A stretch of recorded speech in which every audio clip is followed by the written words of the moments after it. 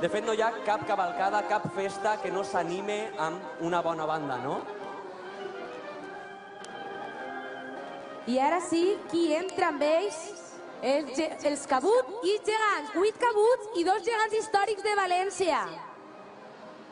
Hem de dir que els gegants i cabuts que venen a continuació són personatges importants en la nostra història, com per exemple el rei Jaume I i Naviolant, i els nanos són, que venen a continuació, Ausiàs Marc i Sor Isabel de Villena, l'il·lustrat Antoni Josep Cabanilles i l'impressora Antònia Gómez d'Orga, l'escriptor i polític Vicente Blasco Ibáñez i la cantant Concha Piquer i el poeta i periodista Vicent Andrés Estellés i la compositora i pintora Matilde Salvador. Són un fum.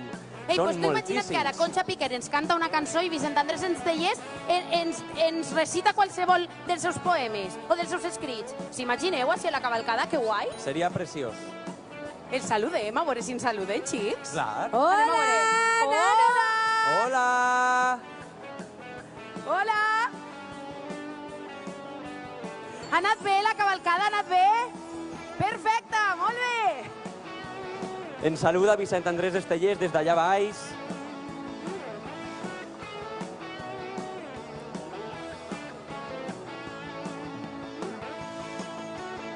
I van acompanyats, com no, de la colla de dolçainers i tabaleters Valsaina.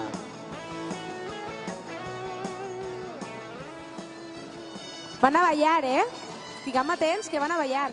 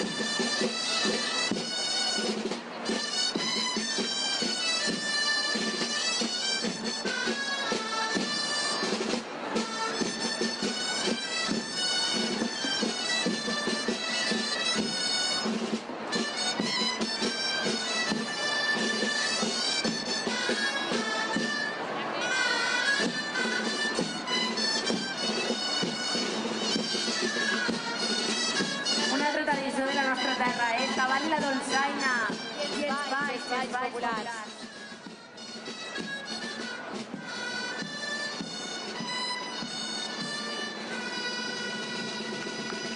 Un fort aplaudiment per a ells!